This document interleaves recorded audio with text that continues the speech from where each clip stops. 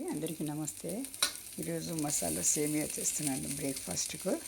చూడండి, ఇందులో ఉల్లిపాయలు పచ్చిమిరపకాయలు వేసి వేయించుకొని ఈ 3 వెజిటేబుల్స్ కూడా వేసుకోవచ్చండి. బఠానీలు, క్యారెట్ అవి వేసుకోవచ్చు. బాగా వేగిన తర్వాత అల్లం వెల్లుల్లి పేస్టు, తర్వాత బంగాళదుంపలు కూడా ముక్కలుగా చేసి వేసుకోవాలండి. పచ్చిమిరపకాయలు ఇవన్నీ బాగా నూనెలో వేయించుకొని సేమియాలను కూడా బాగా వేయించుకోవాలండి. మసాలాలంతా కలిసేట్టుగా వేసుకోవాలి.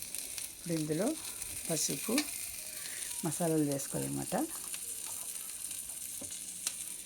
ధనియా పొడి,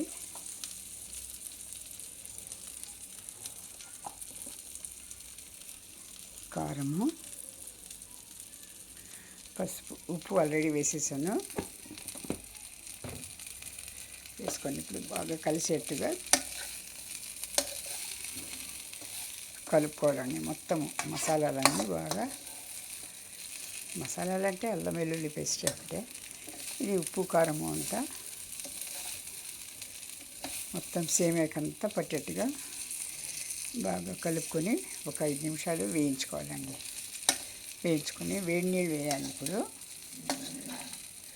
చన్నీళ్ళు వేయకూడదండి. చూడండి, వేగిపోయింది. ఇప్పుడు వేసేస్తాను నేను నీళ్ళు. చూడండి, ఇలా కేటిల్లో వేసుకున్నాను నీళ్ళు. ఇది మునిగేంత వరకు వేసుకుంటాను నీళ్ళు. ఎక్కువ వద్దు, ఎక్కువ వేస్తే మెత్తబడిపోతాయి సేమియా. ఇంత చాలండి. మునిగేంత వరకు చాలన్నమాట. ఈ నీళ్ళతోనే బాగా ఉడికిపోతుంది. వేడి నీళ్ళు కాబట్టి తొందరగానే ఉడికిపోతుంది అన్నమాట సేమియాలు. ఒక 2 నిమిషాలు మూత పెట్టేస్తే అయిపోతుంది. తొందరగానే అయిపోతాయండి ఇవి. ఇదిగోండి, సరిగ్గా అయిపోయింది. చూడండి, పొడి పొడిలాడుతూ ఎట్లా వచ్చిందో, ఇలా పొడి పొడిలాడుతూ వస్తాయండి సేమియాలు.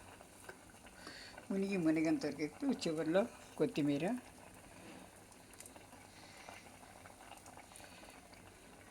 ఒక సగం నిమ్మ చెక్క పిండేసుకుంటే సరిపోతుందండి. వేడి మసాలా సేమియా రెడీ బ్రేక్ఫాస్ట్గా. చాలా చాలా టేస్టీగా ఉంటుందండి. వీక్లీ వన్స్ చేసుకోండి, బాగుంటుంది. నా ఛానల్ని ఫస్ట్ టైం ఎవరైతే చూస్తున్నారో వాళ్ళు సబ్స్క్రైబ్ చేసుకోండి ప్లీజ్.